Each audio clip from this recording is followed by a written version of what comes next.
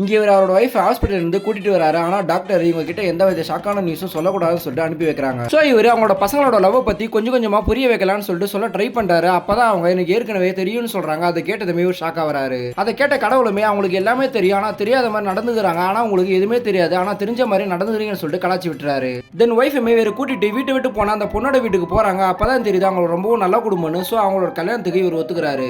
ஆனா இவங்களோட கல்யாணத்தை நடத்தி வைக்கிறாங்க. ஆனா இவரோட கடைசி பொண்ணு யூஎஸ்ல படிக்கணும் தான் ஆசைப்படுவா. ஆனா அப்பாக்காக இந்த கல்யாணத்துக்கு ஓகே பண்ணுவா. அப்பன்னு பார்த்து கடவுள் அவரோட ஃப்ரெண்டோட வீட்டுக்கு இவர் கூட்டிட்டு போறாரு. அப்பதான் ஃப்ரெண்டோட பையன் வேற ஒரு பொண்ணு லவ் பண்ணி பிரெக்னண்டா இருக்க விஷயம் தெரிய வருது. அதை பார்த்ததுமே ஃப்ரெண்டை திட்டி விட்டுறாரு. தென் இந்த பொண்ணு கிட்ட உனக்கு பிடிச்ச படிப்பே படிமான்னு சொல்றாரு. தென் இவங்க பசங்க எல்லாரையும் கூப்பிட்டு இவரே சமைச்சு சமையலாக்கி போறாரு. அதை பார்த்ததுமே எல்லாரும் ஃபீல் பண்ணி அவங்க அப்பா கிட்ட எல்லாருமே மன்னிப்பு கேட்கறாங்க. இப்போ ரொம்ப சந்தோஷப்பட்டு கடவுள் கிட்ட போறாரு. அப்ப கடவுளுமே இப்ப எல்லாருமே உங்களை நம்பி தான் இருந்தாங்கன்னு கேட்கறாரு. அதை பார்த்ததுமே என்ன நம்பி யாருமே இல்ல, நான் தான் தப்பா நினைச்சுக்கிட்டேன்னு சொல்றாரு. இருந்தாலும் இவருக்கு ரொம்ப சந்தோஷமா இருக்கு. இப்ப நான் அவங்க கூட வரேன்னு சொல்றாரு. தென் இவரே இறந்து போறாரு. ஆனா இவர் இறந்ததுக்கு அப்புறம் இப்ப பல பேர் இவருக்காக அழுகுறாங்க.